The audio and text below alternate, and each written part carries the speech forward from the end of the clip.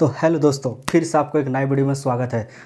तो दोस्तों, BSF head constable RO and RM requirement 2023 का नोटिफिकेशन आ चुका है। तो दोस्तों, ये बहुत ही बड़ा धमाकेदार न्यूज़ है।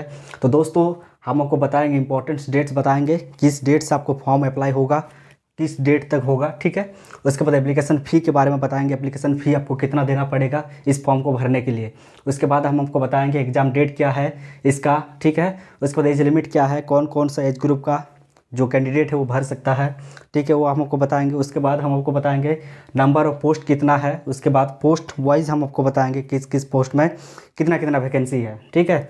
उसके बाद एजुकेशनल क्वालिफिकेशन, उसके बाद एजुकेशनल क्वालिफिकेशन बताएंगे हम आपको कि किस पोस्ट के लिए आपका क्वालिफिकेशन क्या होना चाहिए, ठीक है दोस्तों। तो वीडियो पे आप बना रहिएगा। दोस्तों, सैलरी स्ट्रक्चर बताएंगे, सैलरी क्या मिलने वाला है, सिलेक्शन प्रोसेस क्या है उसके बारे में भी हम बताएंगे हम आपको। उसके बाद इसका सिलेबस क्या होगा, सिलेबस भी ज़रूरी है डिस्कस करना, सिलेबस भी हम डिस्कस करेंगे आराम से, ठीक है। उसके बाद सब्जेक्ट कौन कौन सा आपको पढ़ना पड़ेगा, क्योंकि दोस्तों ये जो है आपका रिक्वायरमेंट प्रोसेस से 12th लेवल का है, ठीक है। तो आपको सिलेबस बहुत ढंग से पढ़ना होगा, क्योंकि सब्जेक्ट वाइज है और आपका कितना कितना किसमें कितना क्वेश्चन आएगा नहीं आएगा, सारा डिटेल्स हम आपको इस वीडियो में बताने वाले हैं। तो दोस्तों, इस वीडियो को आप ज़्यादा से ज़्यादा शेयर करें, लाइक करें, और अगर कोई भी डाउट्स होगा तो आप नीचे कमेंट में ज़रूर बता दीजिएगा, ठीक है, कि किस के रिगार्डिंग आपका जो भी डाउट है आप कमेंट में बता दीजिएगा। तो दोस्तों, चलिए शुरू करते हैं। इंपॉर्टेंट डेट्स की बात करें दोस्तों, तो 22 अप्रैल से लेकर आपका 12 मई 2023 तक आपका ये फॉर्म भरा जाएगा। 22 तारीख से स्टार्ट हो चुका है और 12 मई तक आपका ये फॉर्म भर सकते हैं आप, ठीक है। एप्लीकेशन फ़ी की बात करें तो जनरल, ओबीसी और ईडब्ल्यूएस के लिए आपका 100 रुपया फीस रखा गया है, ठीक है। उसके बाद हम आपको बात करते हैं एससी, एसटी, ईडब्ल्यूएस या फिर फीमेल या फिर बीएसएफ एम्प्लॉय अगर आप है तो आपको कुछ भी पे नहीं करना पड़ेगा, ठीक है। एग्ज़ाम डेट की बात करें तो दोस्तों, एग्ज़ाम डेट के बारे में अभी तक जो नोटिफिकेशन आया हुआ है उसमें ऐसा कोई डेट दिया, मतलब फिक्स डेट नहीं दिया हुआ है। तो आपको एक टेंटेटिव डेट हम बता देते हैं कि अगस्त से लेकर सितंबर तक ये एक्सपेक्टेड है कि आपका एग्ज़ाम कंडक्ट हो जाएगा, ठीक है। उसके बाद नंबर ऑफ पोस्ट की बात करें तो 247 पोस्ट आ चुका है अभी तक। ये घट भी सकता है और बढ़ भी सकता है, क्योंकि दोस्तों घटना बढ़ना जो कि ऑलरेडी नोटिफिकेशन में ये चीज़ मेंशन किया हुआ है, ठीक है। आगे बात करते हैं पोस्ट नेम की, और आपका जो वैकेंसी आया हुआ है, किस पोस्ट में कितना वैकेंसी आया हुआ है।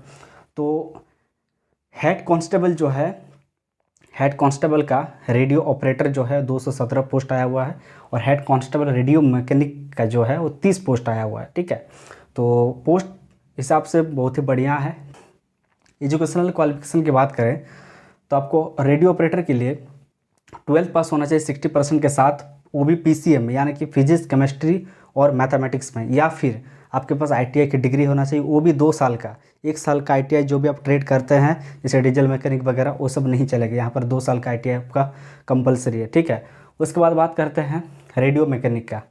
रेडियो मैकेनिक का क्या है, इसका भी सेम है, 12 पास होना चाहिए 60% के साथ, और फिजिक्स केमिस्ट्री में आपका 60% होना चाहिए। और एक बात यहाँ पर आपको बता देते हैं, बहुत सारे स्टूडेंट का कन्फ्यूजन हो रहा था कि सर इसमें एग्रीगेट परसेंटेज 60% मांगा है, तो एग्रीगेट 60% क्या है कुछ समझ में नहीं आ रहा, ठीक है। बहुत सारा कैंडिडेट का ये सवाल है, तो हम आपको बता देते हैं कि फिजिक्स, केमिस्ट्री, मैथ्स, ठीक है। अगर आपका 12th बोर्ड में फिजिक्स केमिस्ट्री आप मैथ लिए हुए हैं या, ठीक है, तो उसमें से आपका जो टोटल जो परसेंटेज आपका बनता है, जैसे मान लीजिए कि आपको 5 सब्जेक्ट है, 5 सब्जेक्ट रखे हैं, 500 का है, तो आपको वो चीज़ नहीं देखना है कि 500 मार्क्स मेरा है उसमें से मेरा कितना क्या है, वो चीज़ नहीं देखना। आपको सिर्फ फिजिक्स, केमिस्ट्री और मैथ में आपको कैलकुलेट करना है। इसमें इच सब्जेक्ट नहीं बोला गया है, ठीक है, इस जो नोटिफिकेशन में है इस सब्जेक्ट नहीं बोला गया।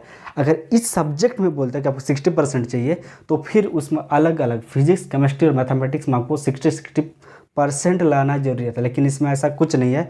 इस पर एग्रीगेट परसेंटेज बोले 60% होना चाहिए, यानी कि दोस्तों physics plus chemistry plus mathematics में आपका 60% होना चाहिए। तो आप कैसे निकालिएगा उसको, इसको निकालने का एक बेस्ट तरीका है कि आपका physics plus chemistry plus mathematics को आप 3 से डिवाइड दे दीजिए। आपका जो भी परसेंटेज आएगा वो 60% से आपका ऊपर होना चाहिए, यानी कि 3 सब्जेक्ट में आपको 60% से एबव मार्क्स होना चाहिए। तो 300 हो रहा है, 100 का मार्क्स होगा तो 3 डिवाइड कर दीजिएगा, जितना आएगा उसमें से आपको 60% एबव होना चाहिए। अगर आपके पास है तो आप ये फॉर्म के लिए एलिजिबल हो सकते हैं, तो आप फिर ये सब पोस्ट के लिए आप एलिजिबल है, ठीक है।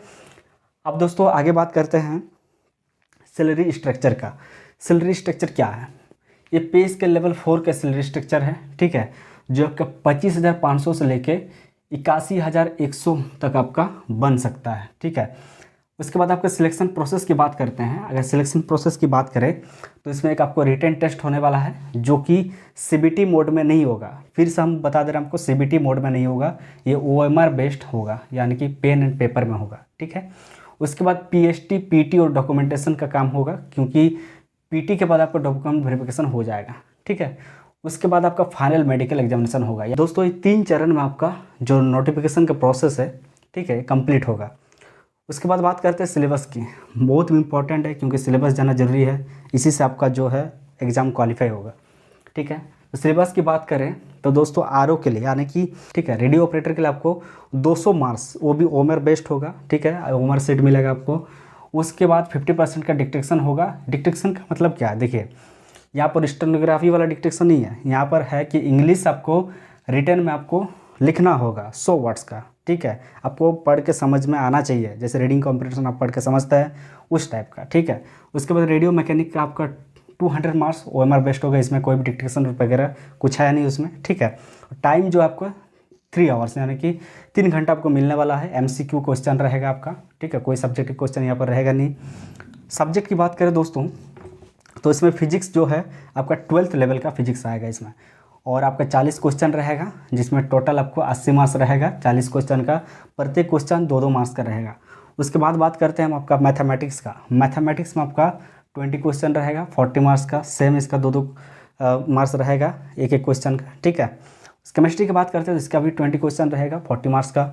इंग्लिश और जीके मिला के आपका 20 क्वेश्चन रहेगा 40 मार्क्स का। टोटल आपका 100 क्वेश्चन हुआ और 200 मार्क्स का। ये जो भी आपका स्टैंडर्ड लेवल है ये आपका 12th लेवल पे ही आएगा, क्योंकि 12th लेवल का नोटिफिकेशन है तो 12th लेवल का ही आपको पूछा जाएगा, ठीक है। उसके बाद बात करते हैं कि प्रत्येक क्वेश्चन का आपका 2 मार्क्स मिल रहा है, ठीक है। नेगेटिव मार्किंग की बात करें तो आपके 0.50 नेगेटिव मार्किंग है। 2 मार्क्स इस क्वेश्चन है तो नेगेटिव मार्किंग में काफ़ी ज़्यादा है, 0.50 है, क्या यानी कि आधा नंबर, एक नंबर का आपका आधा नंबर 0.50, यानी कि आधा नंबर आपको कट जाएगा अगर नेगेटिव मार्किंग हुआ तो, ठीक है। तो दोस्तों नोटिफिकेशन काफ़ी अच्छा है, वैकेंसी भी काफ़ी अच्छा है, ठीक है। अगर आपका 12th में फिजिक्स, केमिस्ट्री और मैथ्स में बहुत अच्छा कमांड है, ठीक है, तो आप इस फॉर्म को जरूर भरें, ठीक है। फिजिक्स, मैथमेटिक्स और केमिस्ट्री और इंग्लिश, यानी कि ये जो है आपका 12th बेसिस पे ही है। ऐसा कुछ कंपटीशन लेवल का जैसे होता है आपका बाकी सब हिस्ट्री, पॉलिटी, जियोग्राफी ये सब को नहीं पढ़ना है, ठीक है। आप जो 12th में पढ़े हैं, फिजिक्स पढ़े हैं वही आएगा। मैथमेटिक्स जो आप 12th में पढ़े हैं और एक बात यहाँ पर जो है अर्थमेटिक लेवल पर ही आएगा, एडवांस लेवल यहाँ नहीं पूछ रहा है, ठीक है।